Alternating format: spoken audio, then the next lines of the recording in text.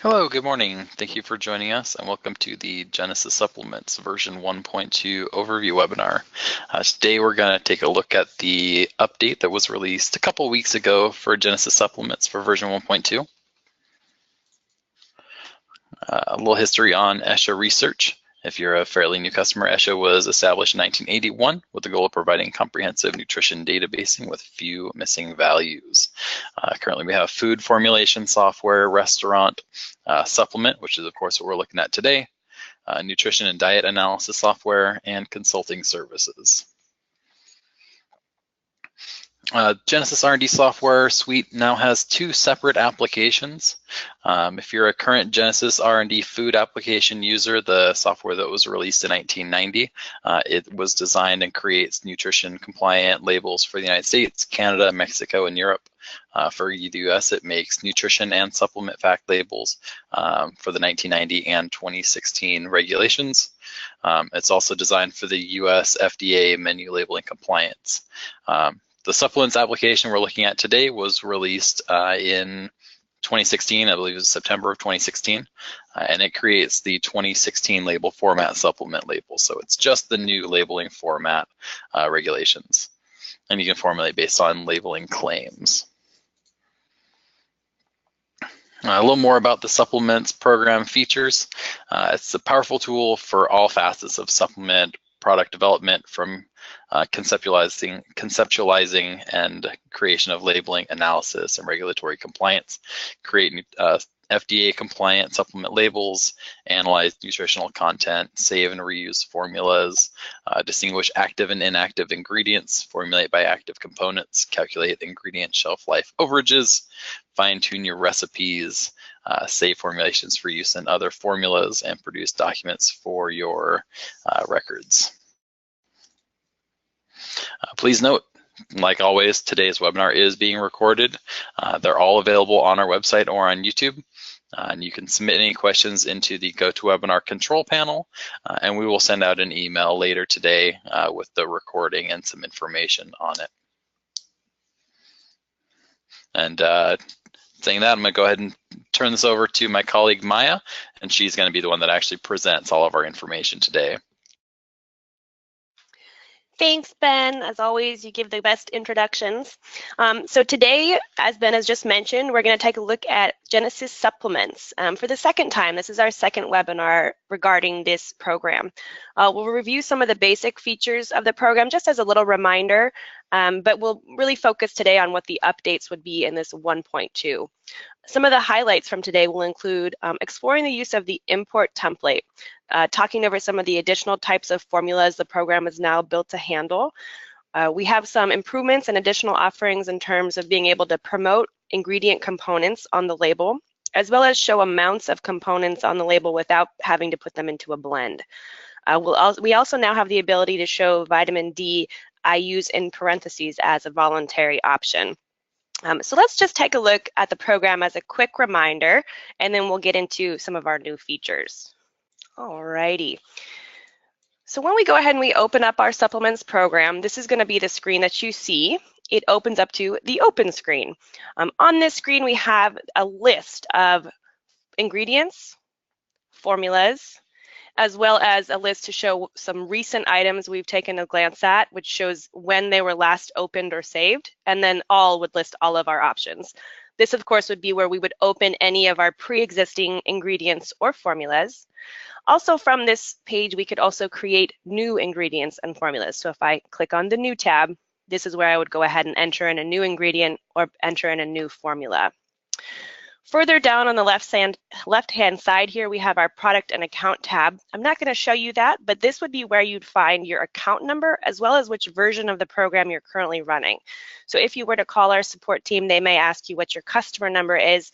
That would be the tab you'd want to check out. Also check that out and make sure that you are in fact running 1.2 as the most current version. The next tab we have is the database area. This is where we can actually import and export data. We can back up and restore the databases as well. And with that, it's a good segue to go ahead and open up our Excel template. So I'll go ahead and open this up. So the idea here is that this is an ESHA created Excel template. The fields that we feature are items like ingredient name, supplier name. We can put in user codes specific to our ingredients or formulas, gram weight of the ingredient itself, as well as any number of nutrients that you'd like to import. This tool will also import allergens as well. So as you see, I get further down the line here, I have the ability to put a true or false in either of these fields, showing that this sample ingredient 1 does in fact contain an egg allergen. The last piece of information that we can import would be items such as the volume to weight equivalency. So if you build your formulas up in volume and you'd like to create a volume to weight equivalent, we can put the information into that tab in order to do that. Once you have your information populated, and remember that we could put in any number of ingredients here, so I could have 100 ingredients or 1 ingredient as I'll be importing in today. Once we have this information populated, what we want to do is actually put this into a text file. So I'll go up to File, Save As, and find somewhere on your computer to save it. From the file type, I'm going to choose Text Tab Delimited. So it'll be a .txt file type. Once I save that, I would now be able to use that text file to import it into the Genesis supplement system. So if I were to go about this, I would open up my Genesis supplements, go to that database tab. From the import area is where I would choose TXT file to import the text file. I've actually already imported this ingredient, so I'll go ahead and show you where we can find that. Back to our open screen, I'll choose my tab which shows ingredients, and there you can find that I see ingredient test 1. Go ahead and open that item. You'll notice that I've got user codes added, I have the gram weight added, as well as all of the nutrients that we were tracking on that Excel template. I also mentioned there were some allergens that were being imported. So if I click on my allergens tab up at the top, I can see there is the egg that I showed you, and we also had a true next to the soy allergen. So my nutrients have imported as well as my allergens. From here, I think I'd like to go ahead and move on to one of our next features, which would be working with protein powders. So I'll go back to my open screen, and this time I'm going to choose formulas. You see I have 4 formulas that I can choose from. I'm going to go ahead and work with our protein powder today. So I'll click on my protein powder. And while this is opening, we'll just talk a little bit about a reminder of what we see on this formula screen. I know some of this may be brand new to some of you, and some of you may have had some time to play around in the program. Once we get into our formula screen, we have, you can see here, this is made up of soy protein isolate and whey protein concentrate. If I do a little drop-down menu, it will show me all of the components or nutrients within that ingredient that are contributing to the nutrition profile. Up at the top area, I have an option to put notes in. This is a very open field. You can add supplier information, shelf life information, anything that you see fit. Country of origin might be a good item that would fit there. The conversions tab is where we would add the volume to weight equivalent conversion, which I mentioned a bit ago. We also have the ability to use the functionality of groups. We can manage groups and create our own right on the fly here. So I could add this to a new group, and it would go ahead and add that to the group, new group. User added fields is again an area for you to put in whatever you'd like, and then whatever, so let me give you an example. Something like perhaps country of origin might be good. I know I mentioned that previously, but this would also be a good field for that. So we can enter a new field or select from the existing list. So I'll go ahead and put in country of origin, which is COO, and then the value here is going to be USA. So I see that my country of origin is from the USA. Alternate name is an area where we can put in a different name that you'd like to also call this ingredient that can be found by searching. So if you have a different name which would equate to the protein powder and you'd like to find it when you're searching, you can put in the alternate name there. And then user code is a unique identifier. It can be only unique to one ingredient or one formula in your entire database, but a really good way to track your inventory or items that you already currently track using a numbering or coding system. Okay, so let's dive into working with our label. So once we have our formula open, up at the top, we have an area which says Food Tools. We're currently right now in the formula screen, and I want to focus on the label. So I go ahead and open up my label. What I see down at the bottom is those two ingredients that are contributing to this protein powder blend. So I've got my whey protein concentrate and my soy protein isolate. Now, there are specific amino acids that are part of these ingredients that I would like to promote on the label. I think my consumers would like to see the types of amino acids that are contained within my protein. So in order to do that, I'm just going to go ahead and click right on the label where it says whey protein concentrate. Once I do that, on the left-hand side, a new toolbar of options will show up. Let's talk a little bit about what our options are here. So you can see what's listed is all of the components such as protein, calcium, potassium, sodium, items that are going to be found above the black line. So these are NLEA nutrients that are going to be found above the black line. For those options, we have the ability to, which S is display on the label, B will be bold, and I will be italicized. These other options here, these amino acids which would not be found above the black line, they would actually be found below the black line here. We do have the option to show on the label. So if I click on glutamic acid, you'll see it is slightly indented underneath whey protein concentrate. I could also give that a bold or italicized look to it. However, if I would like to promote that glutamic acid, as I've just been mentioning, what I would actually do is go ahead and use the P option here. What that's going to do is add my glutamic acid on the left justified side underneath the two ingredients that I'm currently showing. So I'll go ahead and do that for each of my amino acids that I would like to show on my label. I'm just going to press promote.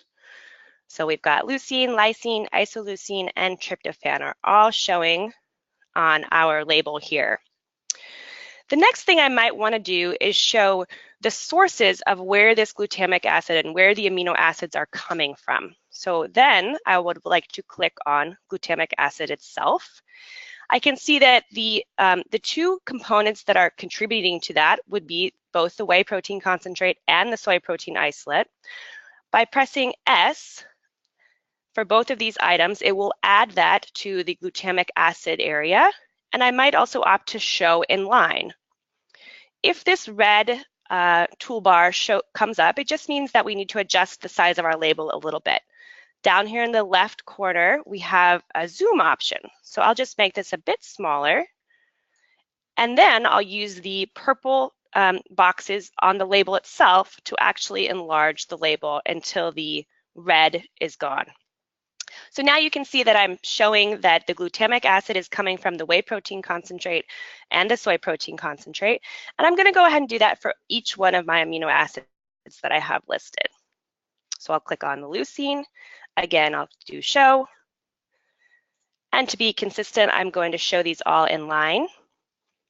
Then I'll click on lysine. Show in line.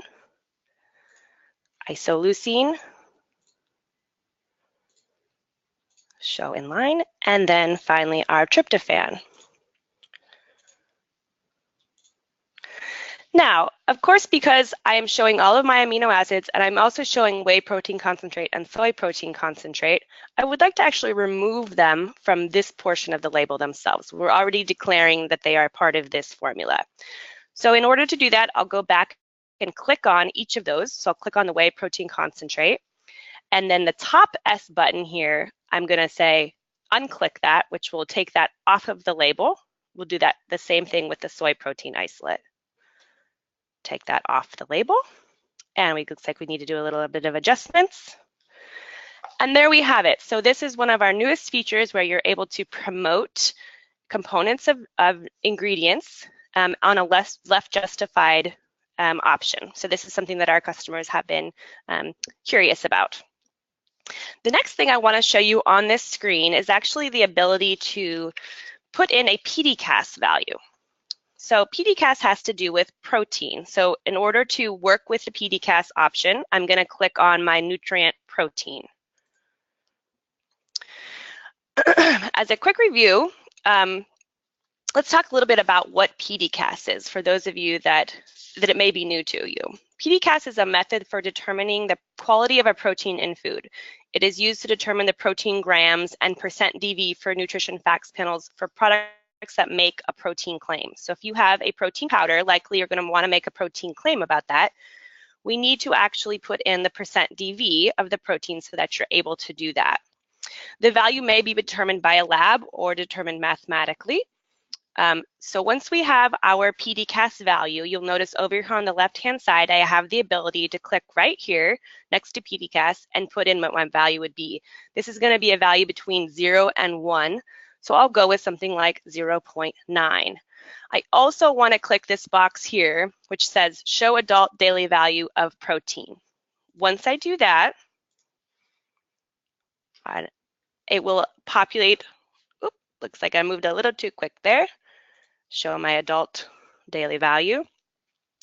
You'll now see that I'm showing 27% protein on my daily value, and there's also an asterisk that is placed there. So a footnote has been added to our label that says the % daily values are based on a 2,000 calorie diet. So now I'd be able to make that one serving of this is an excellent source of protein because it's over 20% of our protein. So that is takes care of promoting components within ingredients, as well as adding our PDCAS information so that we can get %DV protein on our label. I'll go ahead and save this formula so that I could perhaps print it. It might be ready to hit the labels and get put on bottles. We're ready to move with this one. The next thing that I'm going to show you is going to be a fish oil formula. So I'll go back to my open screen here, and I'm going to open up Fish Oil Plus. This formula is made up of a fish oil concentrate, which has DHA and EPA, so two of the sort of common types of good fat that you see that people are trying to get more fat of in their diet. It also has a bit of vitamin D added to this formula as well. So this ingredient, this fish oil concentrate, has the components of DHA and EPA. I did not make a blend. This is just one ingredient that I added those components to. Previous to this version, we were unable to show the amounts of these components on the label unless they were part of a pre-formula blend. So let's go ahead and check out our label and see how that has changed. I'll hit the label value up at the top. And remember, you always have this zoom down here if things start looking a little bit too large. So here, what my goal here is to get the DHA and EPA to show up on my label, and I want to show the amounts that each of those are being contributed. So I'll click on my fish oil concentrate. When I do that, over on the side, I see the components that are part of that fish oil concentrate. So fat, this is obviously an oil, so it would be 100% fat. Within that, we have this DHA and EPA. I would like to go ahead and promote these items. So using the P that we previously did before. When I do that, I can see that the amounts are added and they are promoted on the side.